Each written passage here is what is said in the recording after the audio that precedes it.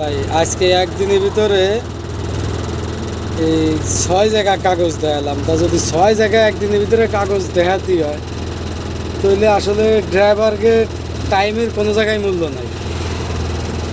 6 জায়গা কাগজ দেখাইছি কিন্তু কোনো জায়গায় মামলা দেয় নাই, কিন্তু বারবার কাগজ দেখাচ্ছি এক এক জায়গা দাঁড়ায় দাঁড়ায়। এটাই মনে করেন আমাকে টাইম দিচ্ছে, কারণ আমার কাগজ আপডেট আছে, আমার ড্রাইভিং লাইসেন্স আপডেট আছে। ওই সিগন্যাল দিচ্ছে, আমার হেল্পারকে দিয়ে পাঠাই দিচ্ছি। আমার হেল্পার ওই যে গেছে যে কাগজপত্র সব দেখাচ্ছে, কাগজপত্র এখন দেখবে ওই আধা ঘন্টা ধরে। মনে করেন এই আধা ঘন্টা 6 জায়গা দেখালাম, আমার 3 ঘন্টা নাই। বুঝলে আসলে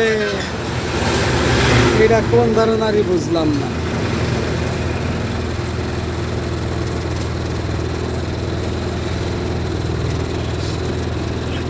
মোট টোটাল 6 বার দেখালাম। যাক, সবাই ভালো থাকবেন, গাড়ির কাগজপাতি আপডেট নিয়ে চালাবেন।